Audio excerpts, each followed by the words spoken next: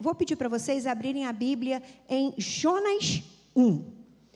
E está lá, o título da nossa ministração é Quem é você na tempestade? Um paralelo entre Jonas e Paulo. Porque no meio da tempestade a gente continua sendo cristão. Mas às vezes, como nos comportamos no meio da tempestade? E para a gente começar esse paralelo entre Jonas e Paulo, a gente vai acompanhar o texto de Jonas. E a gente vai se concentrar em algumas palavras-chave. E o texto começa dizendo assim, Jonas 1, a palavra do Senhor veio a Jonas, filho de Amital, com esta ordem, vá depressa à grande cidade de Nínive e pregue contra ela, porque a sua maldade subiu até a minha presença. Mas Jonas fugiu da presença do Senhor. Preste atenção. Jonas fugiu da presença do Senhor. Dirigindo-se para Tarsis, desceu à cidade de Jope, onde encontrou um navio que se destinava àquele porto. Depois de pagar a passagem, e ele pagou por isso, embarcou para Tarsis para fugir do Senhor. E aí continua, Senhor, porém, fez soprar um forte vento sobre o mar e caiu uma tempestade. Quem foi Jonas no meio da tempestade? Tão violenta que o barco ameaçava arrebentar-se. Todos os marinheiros ficaram com medo e cada um chamava seu próprio Deus. E atiraram as cargas ao mar para tornar o navio mais leve. Enquanto isso, Jonas, que tinha descido ao porão, se deitara e dormia profundamente. O capitão dirigiu-se a ele e disse, como você pode ficar aí dormindo? Levanta-se, clame ao seu Deus. Talvez ele tenha piedade de nós e nós não morramos. Então, os marinheiros combinaram entre si. Vamos lançar sortes para descobrir quem é o responsável por essa desgraça que se abateu sobre nós. Lançaram a sorte e a sorte caiu sobre Jonas. Por isso lhe perguntaram, diga-nos, quem é o responsável por essa calamidade? Qual é a sua profissão? De onde você vem? Qual é a sua terra? A que povo você pertence? E ele respondeu, eu sou hebreu, adorador do Senhor, o Deus do céu, que fez o mar e a terra. Então os homens ficaram apavorados e perguntaram, o que foi que você fez? Pois sabiam que Jonas estava fugindo do Senhor, porque ele já tinha dito. E aí a gente não vai parar aí. A gente vai lembrar que Jonas se isolou de todo mundo, que Jonas desceu para dormir no meio da tempestade, não porque ele confiava tanto em Deus, que ele sabia que nada ia acontecer com ele, porque na sequência a gente vai ver que ele se acovarda e ele pede que os próprios marinheiros joguem ele para fora do barco, porque a gente tem um outro exemplo de Jesus, que descansou a cabeça em meio à tempestade, mas lá era um homem de fé, sabendo exatamente o que o pai era capaz de fazer, e Jonas, acovardado, estava ali fugindo de todos, se isolando do propósito de Deus, e ele sabia que estava fugindo, esse é o ponto crucial. E a gente vai para o texto de Atos dos Apóstolos, 27, 9. Atos dos Apóstolos, 27, 9. E lá diz assim, no terceiro dia, lançaram fora, com as próprias mãos, as armações do navio. Não aparecendo nem sol, nem estrela por muitos dias, e continuando a abater-se sobre nós, grande tempestade. Finalmente perdemos toda a esperança de salvamento. E aí diz, visto que os homens tinham passado muito tempo sem comer, Paulo levantou-se diante deles e disse, os senhores deviam ter aceitado o meu conselho de não partir de Creta, pois assim teriam evitado este dano e prejuízo. Mas agora recomendam que tenham coragem. Paulo vem em meio a um grupo de marinheiros e diz para eles assim, tenham coragem. porque eles já não tinham mais nenhuma esperança de salvamento. E na continuação do versículo 22 diz: mas agora recomendo que tenham coragem, pois nenhum de vocês perderá a vida, apenas o navio será destruído. Pois ontem à noite apareceu-me um anjo de Deus, a quem pertenço e a quem adoro, dizendo-me: Paulo, não tenha medo, é preciso que você compareça perante César. Deus, por sua graça, deu-lhe a vida de todos os que estão navegando com você. O anjo de Deus falou com Paulo. E ele, em obediência, seguiu o seu trajeto. Ao invés de fugir para outra cidade, ao invés de ir contra a direção de Deus, ele estava na tempestade, seguindo a direção que Deus havia lhe dado. E ele pôde dizer para aquele povo que estava no barco com ele: tenha coragem. E ele continuou dizendo o seguinte, 23, assim, tenham ânimo, senhores, creiam em Deus, que acontecerá conforme me foi dito, devamos ser arrastados para alguma ilha. Ele trouxe uma segunda palavra, não só coragem, mas ele disse para eles: tenham ânimo. E aí, em meio a essa comparação da postura de Paulo e da postura de Jonas, a gente começa a olhar para a humanidade desses personagens.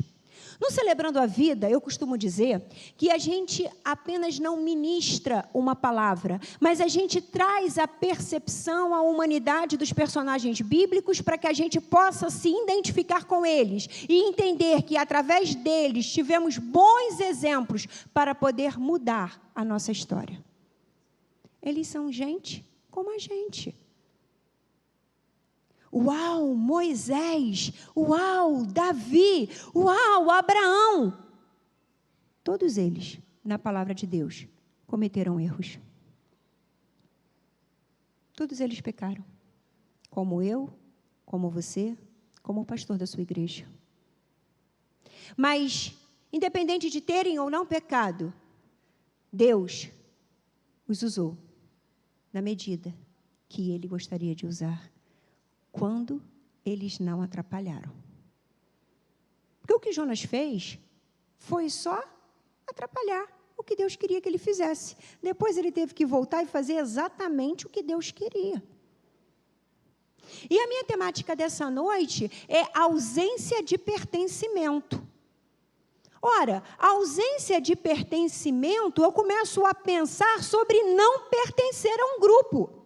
E quando eu penso em não pertencer a um grupo, eu olho para a postura de Jonas. Eu vejo que Jonas, ele no meio daquelas pessoas que estavam no mesmo barco que ele resolveu se esquivar da sua responsabilidade, ele resolveu se isolar, ele resolveu ir dormir no meio da tempestade. E não por excesso de confiança, mas por falta de coragem. Já Paulo, naquele contexto bíblico, em que ele estava fazendo uma viagem, que ele sabia que tinha um propósito para a sua viagem, porque ele não começou a sua viagem do nada, ele não começou a sua viagem porque ele queria fugir, ele começou a sua viagem porque ele sabia a quem ele tinha que encontrar, e aonde ele chegaria.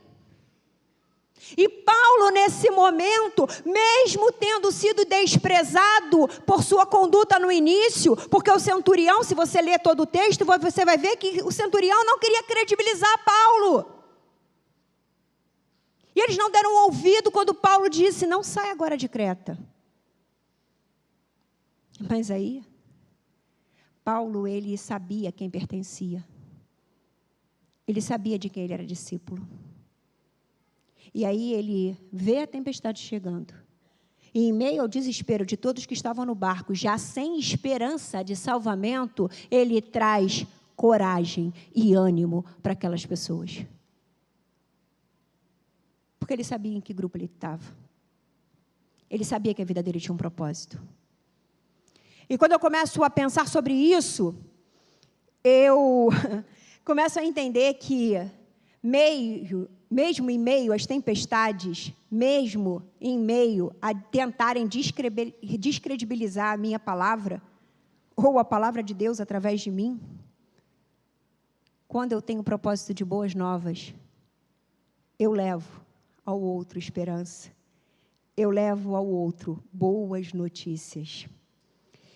E eu preciso entender isso em todo o tempo, porque a Bíblia diz, e nesse contexto teológico que a gente está começando a observar, que aqueles homens já não tinham direção. Não existia bússola naquela época, eles não viam o sol, eles não viam as estrelas, eles só tinham tempestade, eles já não sabiam o que era dia e o que era noite, eles estavam passando fome, e em meio à fome a gente entra em desespero. E independente de tudo aquilo, a palavra de Deus chegou a Paulo, para que Paulo trouxesse novamente esperança àqueles homens. Jonas, do contrário, se isola, se acovarda, diz, eu vou dormir porque eu não quero ver o que vai acontecer. Eu quero fugir do que vai acontecer. E eu não quero estar posicionado na direção que Deus me mandou ir. Quando eu olho para a palavra pertencimento, e o dicionário é amplo para poder me ajudar nessa concepção, é o mesmo que pertença. A etimologia vem de pertencer mais mento. O sufixo mento, nesse momento, ele me traz a ideia de a mente, o espírito, o intento. E aí, quando eu penso no pertencimento, eu penso no intento de pertencer. Eu tenho o intento de pertencer, eu quero fazer parte. E aí eu começo a entender que o pertencimento, ele me leva a uma direção de fazer parte de algo, por um propósito maior. Pertencer vem do latim pertinere, e traduzido diz ser propriedade de. Ei, quem é o teu proprietário? Porque eu sou propriedade do Senhor. E não quero deixar de ser. Ser propriedade de completamente. Porque Ele me tem. Eu sei que sou filha do Senhor.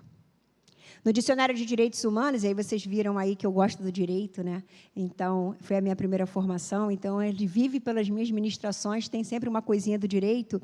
E o dicionário de direitos humanos diz que pertencimento significa essa sensação que precisamos ter no sentir de pertencer a tal lugar e, ao mesmo tempo, sentir que esse tal lugar nos pertence. Então, quando eu penso nesse tal lugar aonde eu devo pertencer, esse lugar aonde eu preciso fazer parte, da mesma forma que você tem que se sentir parte dessa igreja, você precisa entender que essa igreja faz parte de você. Pertencimento. A igreja é você. E você precisa se sentir parte dela. Você precisa sentar nos bancos da igreja e cuidar bem deles, porque eles estão colocados aí para te atender. Mas se você vê alguém tentando furar o banquinho da igreja, sujar a igreja, você pode falar assim, ei, irmão, vamos cuidar junto, isso é nosso. É parte. Você se sente pertencente. E aí a gente começa a entender que quando a gente tem intimidade com Deus e recebe dele a mensagem específica, como foi o caso de Paulo, que talvez possa ser a sua posição essa noite, você vai receber uma mensagem específica para você essa noite, se você se quebrantar, te é garantido ter segurança pessoal. Paulo tinha segurança. Paulo transmitiu segurança às pessoas e alcançou ao outro na segurança que ele tinha em Deus, porque ele sabia o que estava ali fazendo. A segurança pessoal de Paulo contagiou os que estavam em torno dele, sem se sentir pertencente ao lugar, mesmo quando o centurião não credibilizava aquilo que ele já sabia e tinha revelado em Deus. Para você que gosta de anotar, eu digo que o nosso primeiro ponto é pensar sobre pertencimento. Porque eu só posso pensar em ausência de, se eu sei o que é pertencer. Mas a gente precisa avançar. E precisa olhar para um segundo ponto. Ainda nessa visão de Paulo e Jonas, a gente vai olhar para um binômio. Comunidade versus identidade. Comunidade versus identidade, por quê? Porque no momento em que eu descubro a minha identidade, eu entendo a comunidade a qual eu faço parte.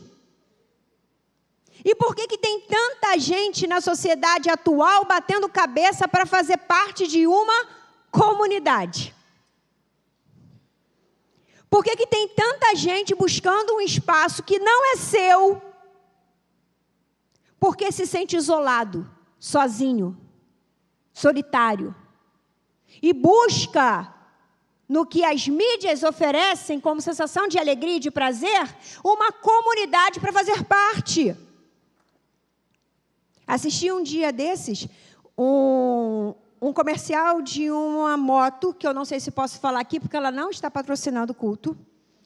Mas é aquela moto bem bonita, bem grandona, que a pessoa anda assim, sabe? Que tem aquele metal atrás, o metal na frente. Ele sabe qual é? Aquela Harley, essa.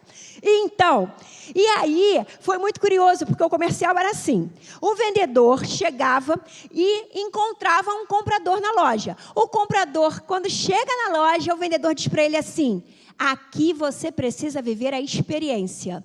E dava a chave da moto na mão do comprador para ele fazer um test drive.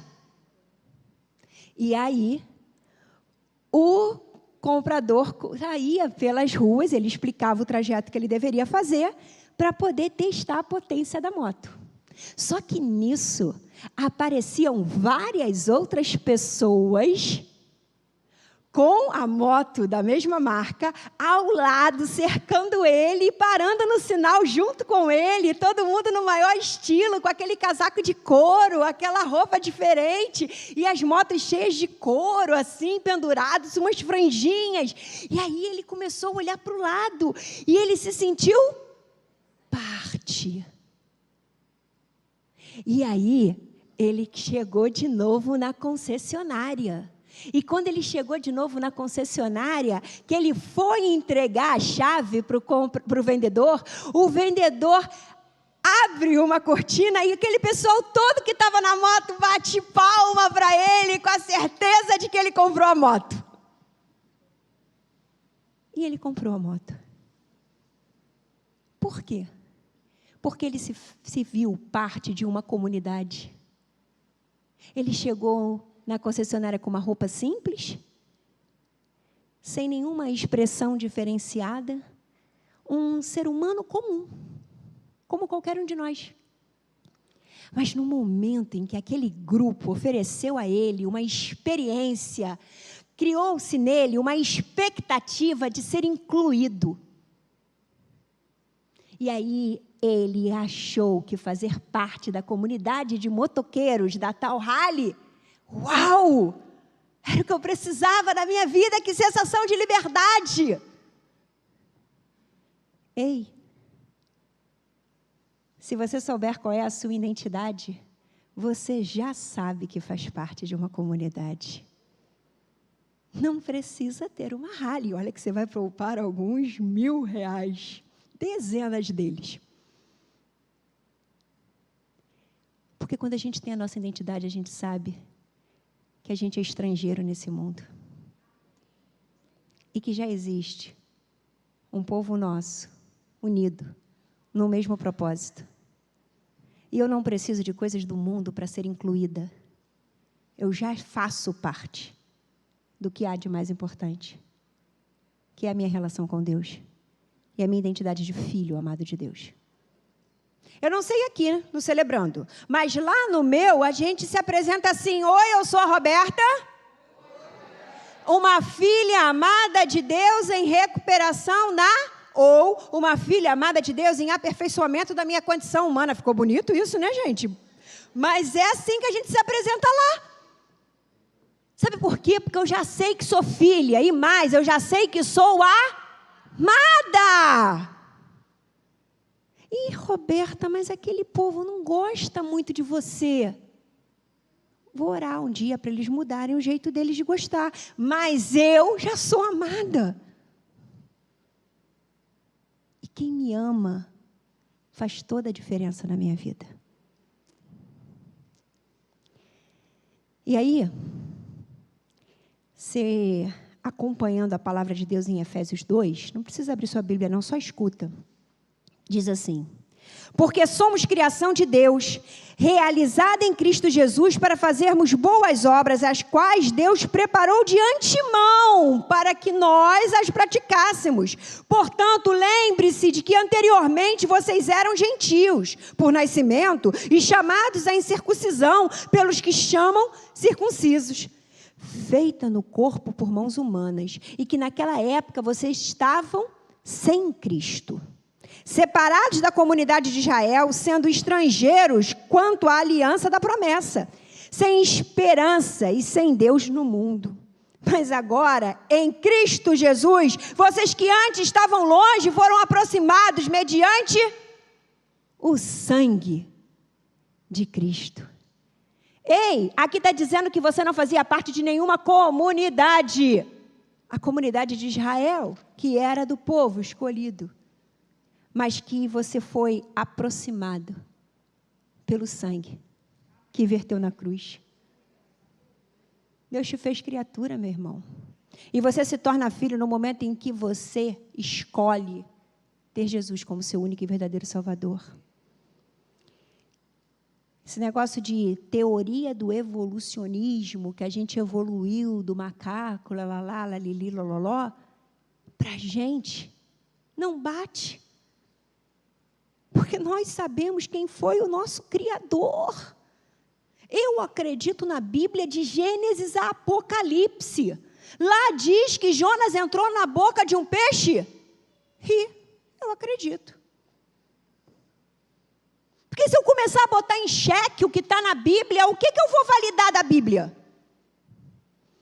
Se eu começar a discutir se a Bíblia é a Bíblia ou se a Bíblia é a palavra de Deus, como eu vou validar o ponto que diz que agora eu faço parte dessa comunidade, porque existiu um sangue que verteu na cruz para me libertar?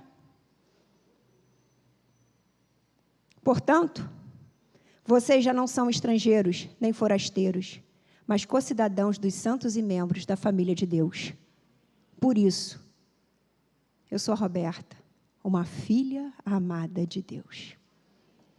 E você que está com essa camisa do Celebrando não pode se ver diferente. E você que não veio com a camisa hoje porque ela está lavando, mas você é do Celebrando, você precisa se ver desse jeito também. Existe um propósito da sua existência. E esse propósito da sua existência já existia até antes de você nascer, já existia um motivo para que Deus te criasse. A verdade é que quanto mais aprendemos, mais estamos convencidos de que nossa existência tem propósito. O apóstolo Paulo tinha profunda confiança no propósito e no destino determinado por Deus. A fé o sustentava em todas as horas de crise e provação. Na tempestade, ele continuou exercitando a sua fé. E você? E você que está de casa, assistindo, acompanhando a gente, cultuando a Deus aqui? Como anda a sua fé na tempestade? Será que a todo tempo você precisa trazer à memória algo que foi feito por Deus na sua vida para que você não perca a esperança? Será que você esquece a todo tempo quem Deus é? O que Ele já fez por você, o que Ele já mudou da sua história? O quanto você foi transformado? Seu senso de comunidade na igreja local, como é que está? Você é um mero ouvinte, um frequentador dos cultos de domingo e agora também de segunda-feira? Mas você não serve, você não quer ajudar, você não quer se doar, você não quer se envolver. Você é daquele que senta no último banco, e com todo respeito aos que estão no último banco, mas tem aqueles que sentam no último banco, chegam depois que o louvor começou e saem antes do louvor terminar, para que ninguém me veja.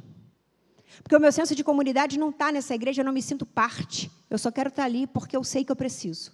Eu sei que eu preciso ter alguma fala, eu preciso ouvir de Deus. Mas não quero fazer parte, não quero servir a ninguém. Estava conversando com o pastor Mezi agora, ainda há pouco, no gabinete, e ele dizendo assim para mim, Roberta, cerca de 20% servem. Eu digo para ele, na minha igreja, cerca de 10% servem. Se fossem 20, eu já estava feliz da vida. E são os mesmos que servem em vários ministérios. Então, serve no de casais, serve no de criança, serve no celebrando, serve no coro. Quando você vê o coitado, serve em 5, 6. Coitado não, porque é uma benção, mas serve 5, 6 lugares o tempo inteiro envolvido. Escola bíblica. Está lá, serve em tudo. Visita a pastora numa conferência aqui em Irajá. E vai servindo. É isso que acontece. E são os mesmos. Mas por que os outros não são especiais? Não. Porque os outros não têm talento? Não. Porque Deus não quer usar os outros? Não. É porque você não levanta da sua cadeira ou você não sai da sua casa para poder distribuir amor para o próximo. Porque você não se sente parte da comunidade. A comunidade vive sem mim. Deixa eu ir só para receber. Sua identidade em Deus te gera dúvidas? Você esquece o que ele foi no Antigo Testamento e no Novo Testamento? Você desconfia que no seu caso é diferente? Esquecer quem somos e saber quem precisamos ser vai fazer com que a gente consiga se medir corretamente. Quando a gente não sabe quem é, a gente usa a régua de medida errada da nossa vida. E a gente se distancia da palavra de Deus. Falando de ausência de pertencimento, a falta de sentido atrapalha o alvo, o significado. Quando você pensa em pertencimento, você pensa em ser com o outro. Eu sou com o outro. Eu ajudo o outro.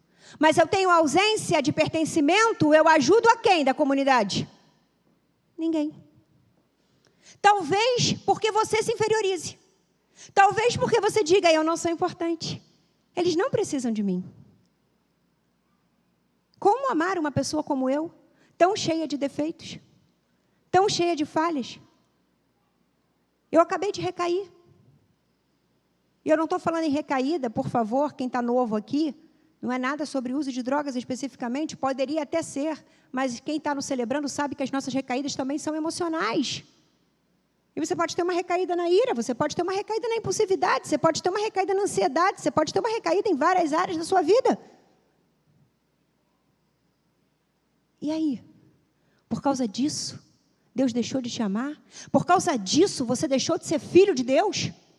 A tua identidade foi revelada pelo Senhor. E eu digo para você o seguinte, você não tem aí a sua carteira de identidade? Todos deveríamos sair com uma carteira de identidade de casa, certo? Todo mundo saiu? Ou alguém não? Alguns esqueceram. Ok, mas os que trouxeram a carteira de identidade, tem lá o seu nome. Se você casou, você mudou o nome possivelmente. Pode ter acontecido isso, certo? Se você não está no seu país de origem, o seu nome está lá, mas a sua carteira está escrito estrangeiro, ou está escrito dupla nacionalidade, ou está lhe dando algum outro direito. Ok com isso? Mas o nome do seu pai e da sua mãe, se tem na sua carteira, continua o mesmo? Sim ou não? A sua identidade celestial não muda por causa da sua geografia. A sua identidade celestial não muda porque você está na tempestade. Quem é você na tempestade? Se o nome do seu pai e da sua mãe não saem do seu documento físico aqui, do Detran ou Félix Pacheco, ou de onde vem o seu documento, não importa, imagine a sua filiação no céu. Deus disse que você é filho, você é filho da família de Deus, co-herdeiro de Cristo. E não importa geograficamente onde você esteja, não importa quanto está a meteorologia lá fora, está chovendo, está na tempestade, você é filho.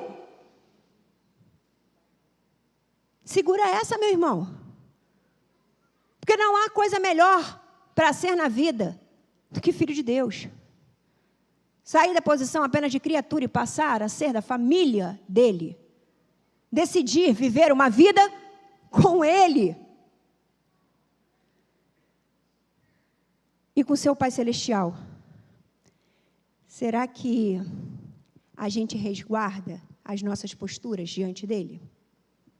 Porque, às vezes, a gente não parece com o nosso pai físico, né? A gente não tem semelhança com os nossos pais. Todos aqui são a cara do pai ou a cara da mãe? Às vezes não, né? Às vezes a gente é um pouquinho diferente, não é? Um mais alto, outro é mais baixo, um comeu mais um pouquinho, o outro é mais magrinho, o outro tem um cabelo mais liso, o outro cabelo mais crespinho. Mas quando a gente começa a falar, quando a gente começa a se posicionar, quando a gente senta, quando a gente olha para o lado, quando a gente sorri, a pessoa fala, igualzinho fulano, igual sua mãe, igual seu pai, olha. Eu tenho um netinho, que eu amo de paixão. E o meu netinho não parece nada comigo. Mas dizem assim, Roberta, quando ele sorri, é igualzinho a você, a mesma boca murchinha. Eu fico feliz da vida, porque a minha boca murchinha para sorrir é igualzinho do meu pai. Ele não vai gostar de eu ter falado isso, mas é igualzinha dele. Então, eu sei que tem um histórico familiar nisso. Gente, eu me sinto mega feliz com o meu sorriso. O meu neto pode não parecer comigo fisicamente, mas ele tem um jeitinho, um modo de ser que lembra a mim. E a gente? Será que a gente, no nosso modo de ser, lembra a Deus? Será que quando as pessoas olham para você, fora das quatro paredes dessa igreja, elas dizem assim, ele tem algo diferente. Tem uma identidade nele sendo revelada, que eu posso não conhecer, mas essa pessoa é diferente.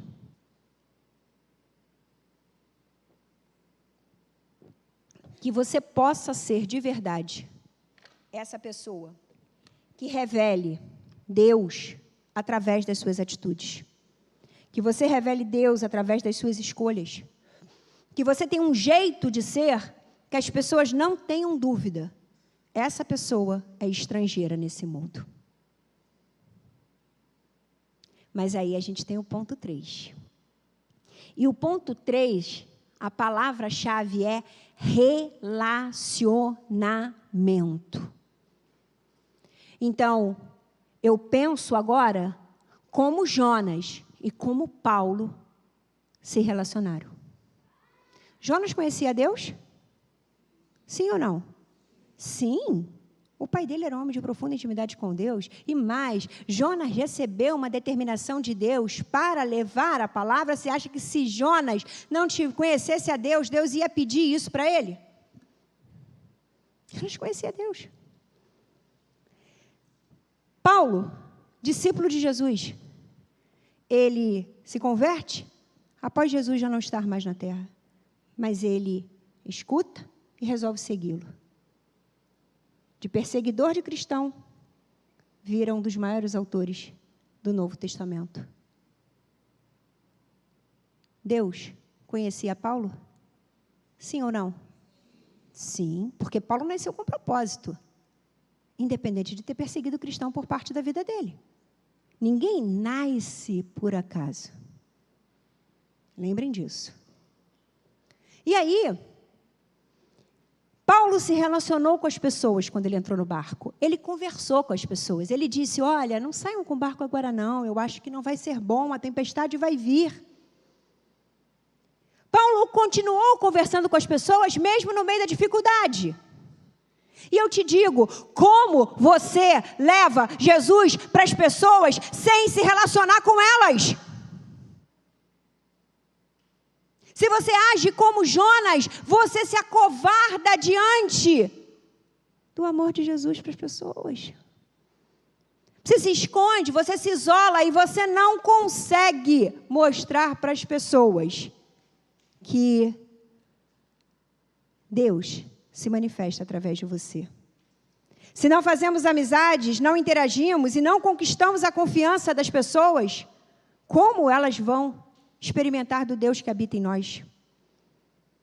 Jesus comia com pecadores, não para pecar, mas para influenciá-los. Jonas, do contrário, tinha problemas relacionais, até com o próprio Deus. Porque quando a gente tem bom relacionamento com Deus, a gente tem alegria em obedecê-lo. É demonstração de amor por Deus a obediência. E Jonas, do contrário, ele resolve fugir para não obedecer. Ninguém se relaciona bem com o outro quando só quer tudo do seu jeito. Eu vou repetir, talvez você não tenha se ligado. Ninguém se relaciona bem com o outro quando quer tudo do seu jeito. Quem aqui é casado? É tudo do seu jeito? Não levanta a mão, não. Preserva o casamento. É tudo do teu jeito? Porque se for tudo do seu jeito, o casamento não vai resistir. Ou vai se instalar dentro da sua relação uma codependência emocional, e a gente está falando de celebrando, então a gente fala assim de codependência emocional impositiva e submissiva. O dependente emocional depende do outro para viver, e aí ele não sabe se relacionar, então ele se relaciona com desequilíbrio. E como ele se relaciona com desequilíbrio, ele se submete a tudo para preservar a relação, ou ele quer mandar o tempo inteiro. Tem que ser tudo do jeito dele. Se for diferente, melhor não testar, não. Vai dar ruim. E essa não pode ser a impressão que as pessoas têm de você. O Celebrando vai começar suas partilhas agora no próximo mês. Venha para se recuperar a independência emocional, submissiva ou impositiva, se for o seu caso. Se você for o tipo de pessoa que quer que tudo aconteça do seu jeito, vem partilhar. Vem cuidar do seu emocional. Porque quando você não cuida do seu emocional nessa área, você tem dificuldade de se submeter a Deus. Porque você quer controlar até o fazer de Deus na sua vida. Você quer ter a mão ali, no controle do leme. Precisa ceder. Relacionamento é feito de duas partes. Relacionamento cada um cede um pouco. Ambos os lados se esforçam para dar certo, para fazer concessões. Relacionamento é troca e não imposição. No dicionário, relacionamento é a ligação afetiva, profissional ou de amizade entre pessoas que se unem com os mesmos objetivos e interesses. Só que a gente, às vezes, está do lado de uma pessoa que não tem os mesmos objetivos e os mesmos interesses. Principalmente se um é cristão e o outro não é. E aí você faz o quê? Vão adequando, vão orando, vão caminhando para que as coisas mudem. O Celebrando nos ensina, na vivência dos 12 passos, a ter um bom relacionamento. Primeiro, comigo.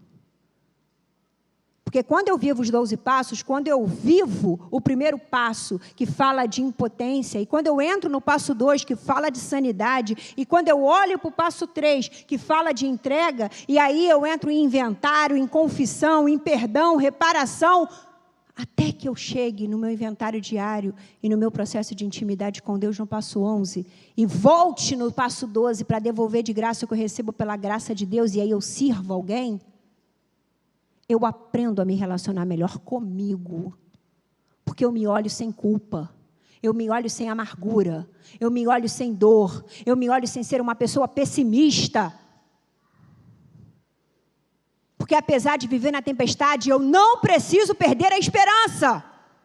Apesar de estar no meio da tempestade, eu não preciso descredibilizar quem Deus é e o poder de Deus sobre a minha vida. E nem deixar de entender que sou filha amada dele. Mas o Celebrando também me ensina a me relacionar melhor com o outro. A ser uma filha melhor, a ser uma esposa melhor, a ser uma mãe melhor, a ser uma avó melhor, uma amiga, uma funcionária, uma pastora melhor. Porque o Celebrando me faz ter percepção não só das minhas dificuldades e das minhas fragilidades, mas da fragilidade do outro. Por que que o outro agiu assim comigo? Talvez ele não tivesse no melhor dia dele.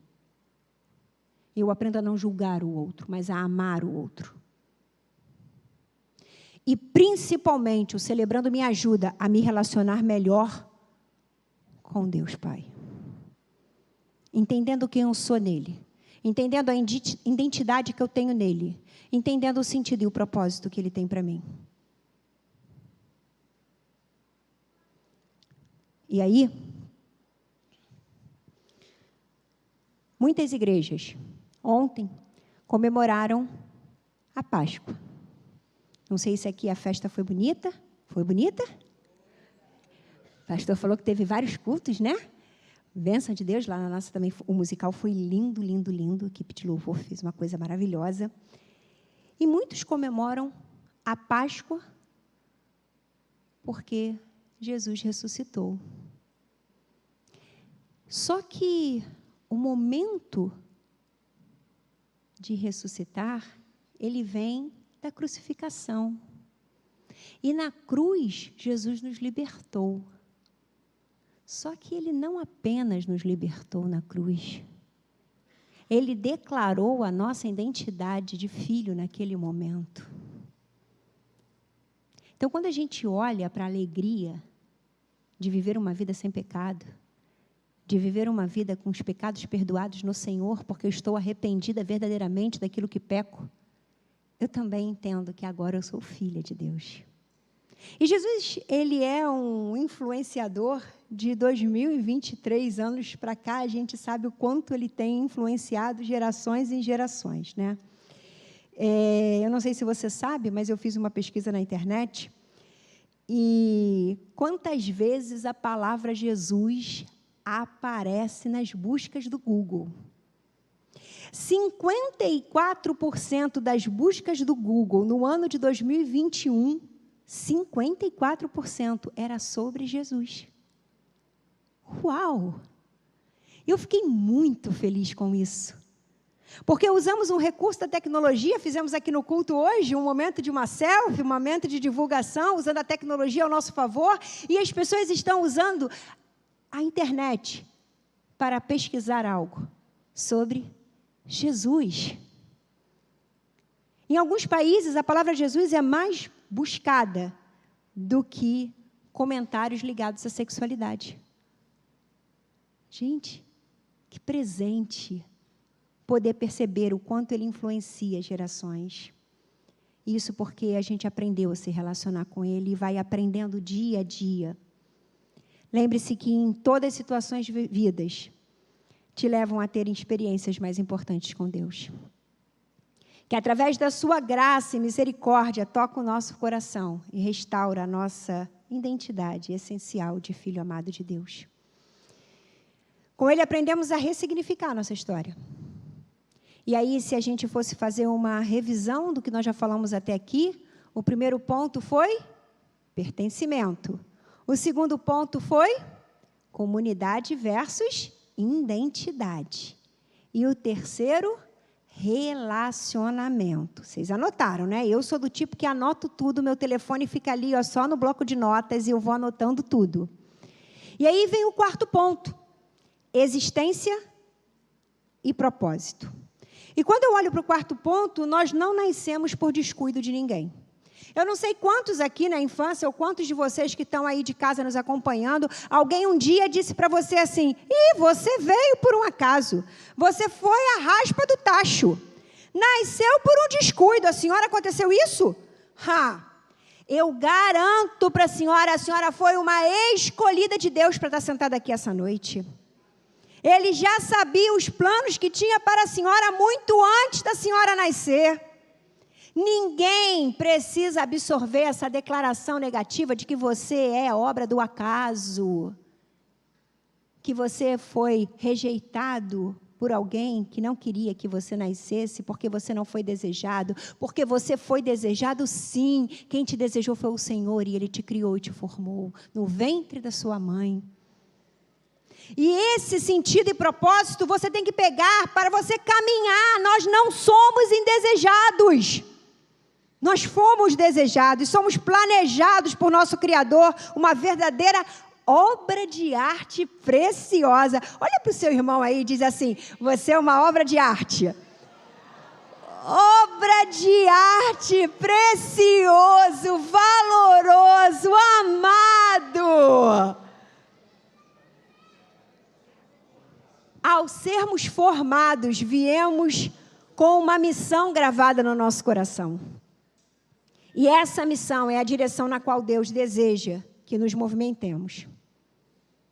Só que para a gente se movimentar na direção que Deus colocou no nosso coração, a gente precisa ter coragem. E a gente precisa ter ânimo em meio à tempestade. Porque senão qualquer ventinho mais forte afasta a gente de Jesus. Você já se perguntou o que Deus deseja que você faça com a sua vida? Você já teve um dia em que você orou para Deus e disse assim: Deus, o que o Senhor quer que eu faça com a minha vida? E não por um desejo de morte, hein, gente? É por um desejo de celebrar a vida. De fazer o que Deus quer para a sua vida. Você já parou um dia para poder pensar com Deus? Senhor, o que eu preciso lembrar?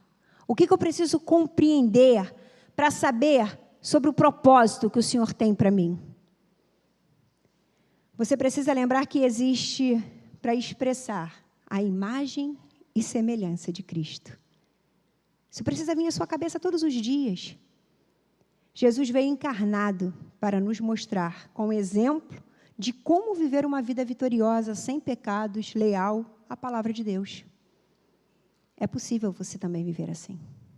Ah, Roberta, mas Jesus era Jesus, né? E você é o Paulo, você é o Antônio, você é o Rodolfo, você é a Maria, você é a Patrícia, você é a Ana, você é a Márcia. E você veio para viver uma vida melhor a cada dia. É só você querer viver o processo de santificação. Você existe para adorar a Deus e ter um coração agradecido. Será que você consegue agradecer alguma coisa hoje? 30 segundos. Fecha seu olhinho e diz para Deus: eu te agradeço isso.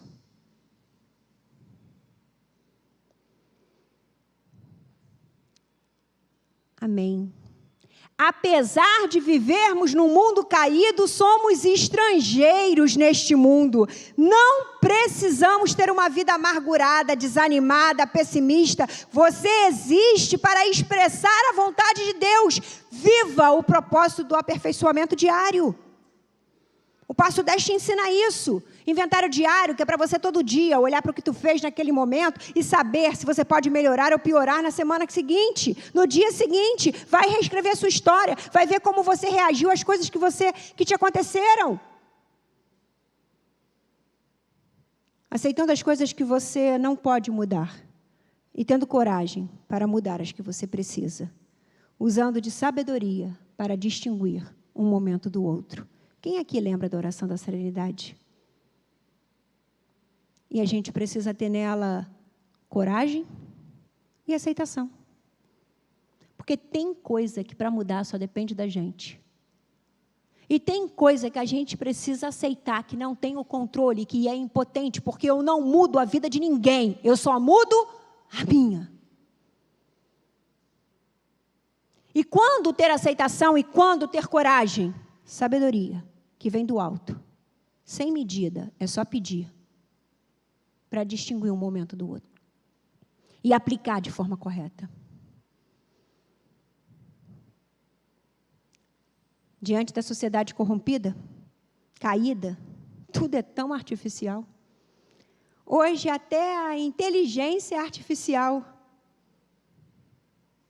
Inteligência artificial, acenda a luz, abra a porta, levante as cortinas. Gente, é muita modernidade para uma pessoa só. Eu não consigo nem ligar o telefone direito, não sei fazer Pix, vou poder saber fazer a inteligência artificial. A inteligência aqui tem que ser humana, filho, e dá problema. Ai de mim, se não fosse a sabedoria do Senhor em mim. Mas é o mundo que vivemos. Somos humanos. E a gente precisa se sentir sendo algo. Só que muitos confundem o ser e o ter. Muitos acham que para ser alguma coisa, precisa ter muito. E as mídias sociais vivem nos influenciando a ser assim.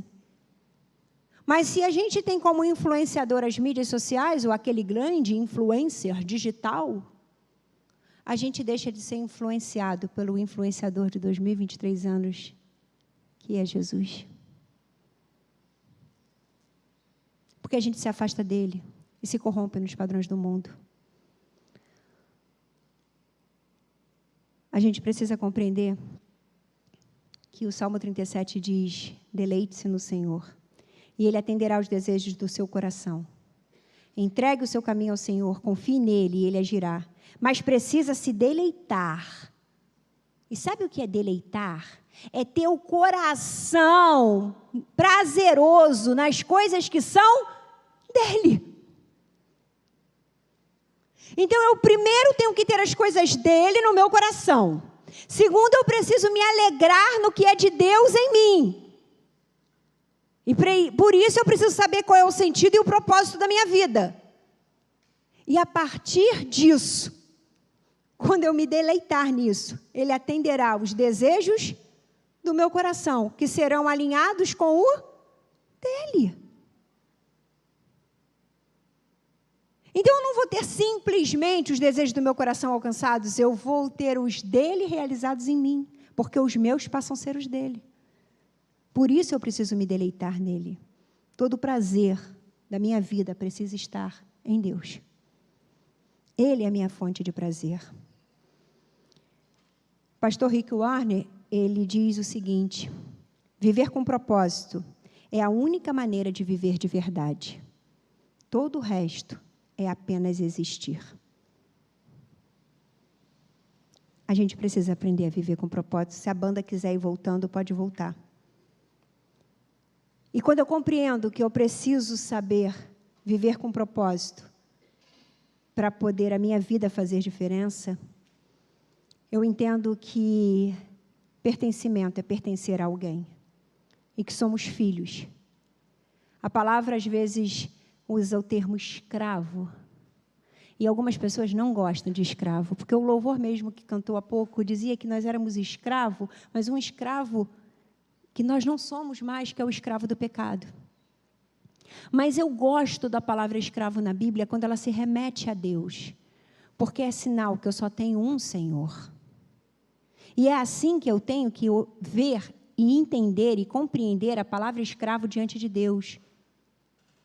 Não que eu serei humilhada por Deus, escravizada no sentido negativo, mas porque eu tenho um Senhor que cuida de mim. E somente a Ele eu devo glórias. Somente Ele é capaz de tirar todo o meu medo em meio à tempestade. Somente a Ele pode me dar a direção que eu preciso seguir e me trazer coragem e ânimo quando eu já não tenho mais esperança. Somente Ele pode me resgatar, como um dia resgatou Paulo, e transformar a história dele. É nesse Deus que eu te convido a crer. É nesse Deus que eu te levo a criar uma consciência. Pois se essa for a nossa realidade, reconhecemos que somos estrangeiros nesse mundo e que, como sentido de existência, temos um propósito concedido pelo próprio Pai, onde ser e estar é muito mais importante do que ter e dar. Quantos pais dizem para os seus filhos assim: está chorando, meu filho, vou te dar uma balinha. Está tristinho, meu filho, vou deixar você mexer no celular, vou te dar um telefone. E o que o seu filho precisa não é o dar, é o estar. Larga o que você está fazendo, conversa um pouco com ele, brinca com ele, esteja com seu filho, porque é muito mais importante estar do que dar. Seu filho só vai aprender a valorizar coisas se você ensiná-lo a valorizar coisas. Se você ensinar ao seu filho que estar é muito mais importante que dar, você terá tempo de qualidade. Da mesma forma, maridos e esposas, estejam um com o outro e deem menos. Não que você não tenha que presentear a sua esposa com uma flor, com uma roupa, com algumas que preferem as bolsas. Mas não seja só o dar. Seja o estar. Seja aquele que, quando a sua esposa precisa, ou quando o seu marido precisa, ele sabe que o primeiro telefone que ele tem que ligar é para o seu. Porque você está sempre disposto a estar, mesmo nas tempestades. Eu costumo dizer lá em casa que o meu marido é a calmaria em meio às minhas tempestades. E eu também, graças a Deus, consigo ser a calmaria dele nas tempestades dele, porque ele também passa por tempestades. Que você descubra o sentido e o propósito da sua vida e você consiga ser e estar mais do que ter e dar a alguém. Meu irmão, se essa noite essa palavra de alguma forma tocou seu coração, se você ouvindo essa palavra, você entende que você chegou aqui sem achar que pertencia a alguma comunidade, que você não tinha uma família, que você não tinha uma casa, que você não tinha um lugar que pudesse te acolher com uma escuta afetuosa, eu te digo, Celebrando tem uma escuta afetuosa para te receber. Se você precisa de um lugar para colocar teus sentimentos para fora, para curar essa dor que está dentro do seu peito, tratar essa ferida e cicatrizar, venha partilhar no Celebrando. Porque a doença, a dor sai pela boca. E o cuidado, a cura, vem pelo ouvir. Se você chegou aqui achando que não pertencia, eu te digo essa noite, você pertence à família de Deus. Se sinta assim aqui. Se sinta assim após a conferência de hoje. Se você está se sentindo excluído em sua igreja, porque não se encaixa dentro de nenhum grupo. Você não consegue frequentar uma célula, você não consegue participar de um grupo de casais.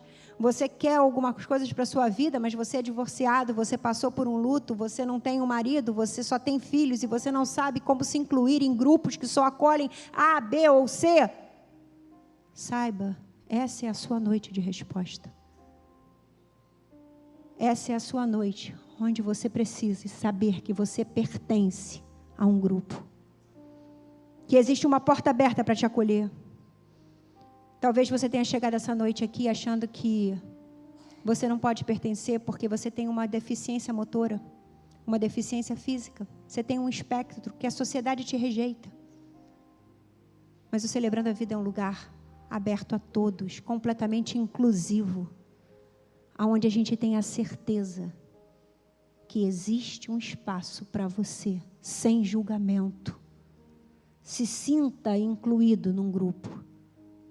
Se prepare para viver uma experiência de passos que muda a sua história com você, com o outro e com Deus. Essa palavra é para você. Deus te chama para dar sentido e propósito à sua vida. Para te lembrar que você foi criado por Ele. E que Ele te ama. Mas te ama tanto, tanto, que Ele é capaz de dar o seu filho, por amor a você, para revelar que você deixa de ser criatura e passa a ser filho. Se essa é a sua noite de experiência com Deus, se esse é o tempo que Deus preparou para mudar a sua história, de se sentir pertencente, de se sentir incluído, de se sentir parte, ser com o outro, que você possa colocar a sua mão no seu coração. Um gesto simples. Você de casa, se você também está passando por esse momento, que você coloque daí, de onde você estiver, seja num leito de hospital, seja na sua casa, onde essa televisão estiver chegando em acesso a você, onde esse canal do YouTube, coloque a sua mão no seu coração. Deus está vendo o que você está fazendo. Ele sabe a sua necessidade de se sentir incluído.